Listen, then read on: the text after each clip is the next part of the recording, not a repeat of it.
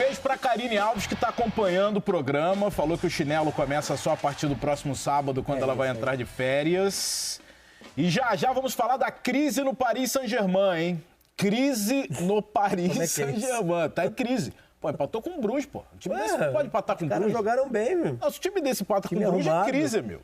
Vamos falar do Galo, que venceu o Fluminense. 1-0 no Maracanã. O Atlético venceu os 2 jogos, Rafael. É muito superior assim. Venceu o primeiro jogo no Maracanã e esse foi no Mineirão.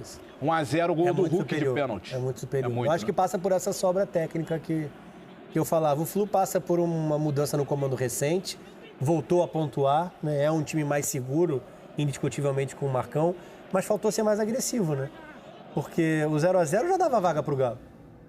Então, a partir daí, é como se o Fluminense tivesse feito meio jogo. Ele entrou e conseguiu colocar em prática metade do que se propôs. O primeiro tempo, bem ou mal, foi equilibrado. E o Fluminense teve até a oportunidade. A gente está vendo essa bonita defesa do Everson de sair na frente.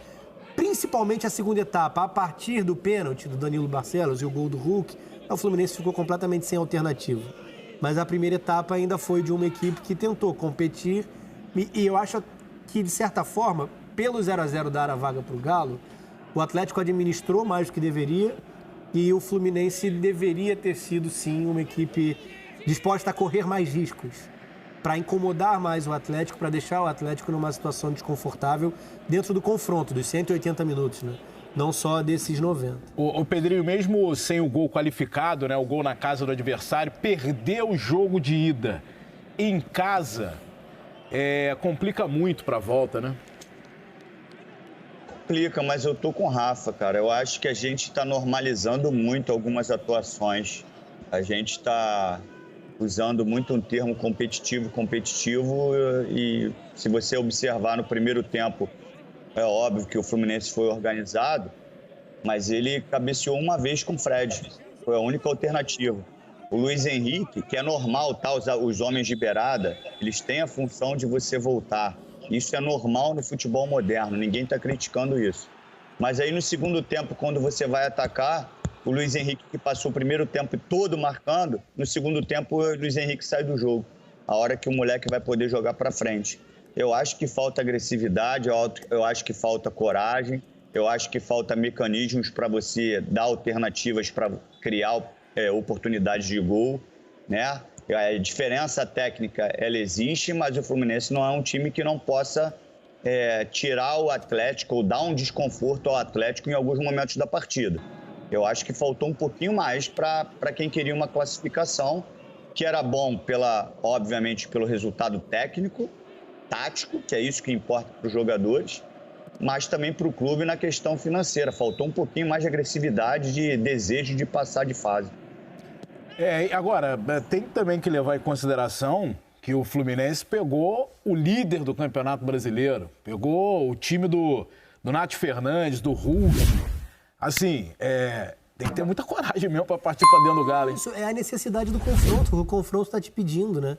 A partir do que foi o resultado da ida, você contemplar meio jogo somente, né? Em prol dessa competitividade, né? Para tentar impedir que o Galo se sobressaísse do ponto de vista técnico, é muito pouco. Para quem dessa forma já está indo eliminado. O primeiro minuto de jogo 0-0 era Atlético Mineiro classificado. Eu acho que o Fluminense não jogou para mudar esse quadro. E aí é pequeno, né? Do ponto de vista da estratégia, é pouco. Tá, então, mas o Cuca não fez nada para neutralizar essa possível reação do Fluminense? Eu acho que o Fluminense não fez nada para ser capaz de incomodar o Atlético. Incomodou pouco o Fluminense? Muito pouco, muito pouco. Uma vez que foi, chegou, cara. Uma vez que quis sair um pouco mais, chegou. Eu acho que o Atlético nem jogou o grande futebol que pode jogar. Verdade. Eu acho que o Atlético nem pôs um ritmo tão forte assim.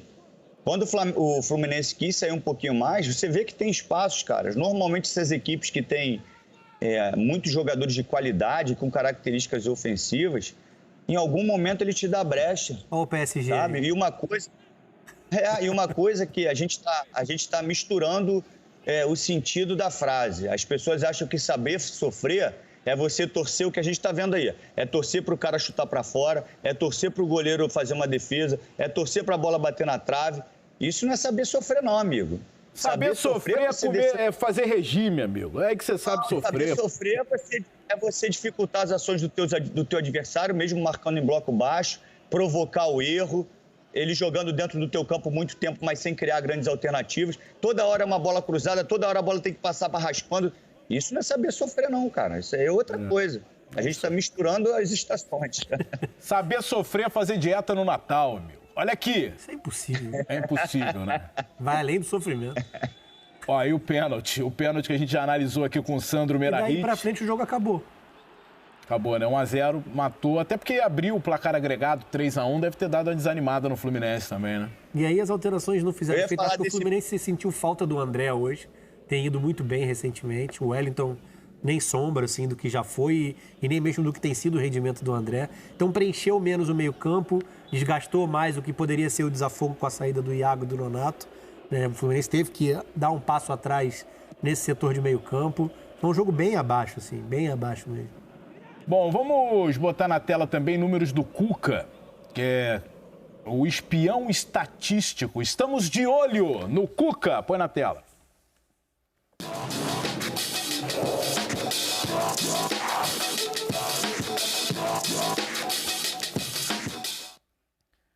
Bom, tá aí o espião estatístico Rafael Rezende. O que o espião está mostrando nesse momento?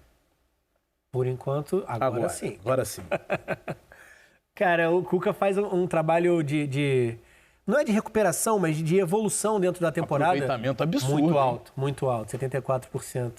Que passa muito pelo que é essa capacidade dele de juntar o maior número possível de jogadores, que é o que o Pedrinho cita, né, da qualidade individual, sendo minimamente organizado, te dando alguma consistência também no momento em que perde a bola. Acho que ainda passa muito pelo que o Pedrinho falou quando citou o Flamengo.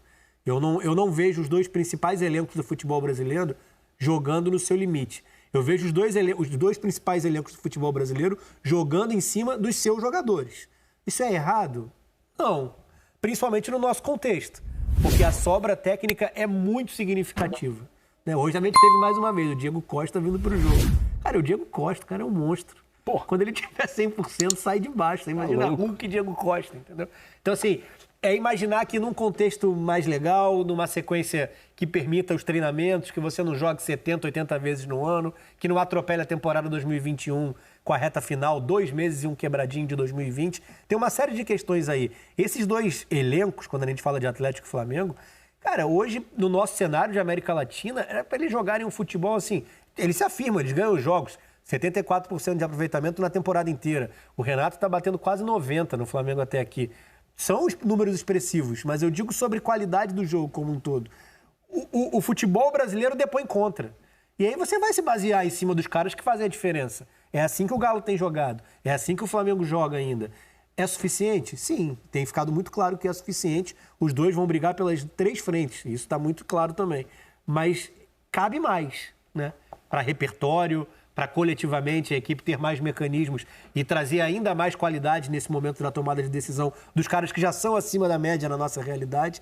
Mas o que tem já faz a diferença e hoje, mais uma vez, o Galo foi superior ao Flu. Eu sei que vocês exigem muito, porque vocês exigem demais. Nem o Paris Saint-Germain tá jogando o que vocês querem. Então, depois do intervalo, a crise no PSG que não conseguiu ganhar do Bruges. Tá de brincadeira o Paris Saint-Germain.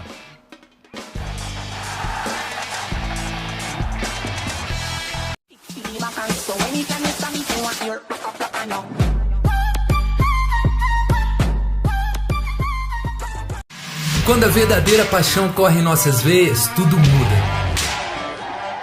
Quem não tem fé passa a acreditar. Quando falta voz, a emoção começa a falar. Às vezes um desconhecido se torna o seu melhor amigo. E por mais difícil que seja o desafio, todo mundo torce junto. Afinal, somos um só time. E agora é hora da gente jogar junto. Acesse galonaveia.com.br e seja sócio.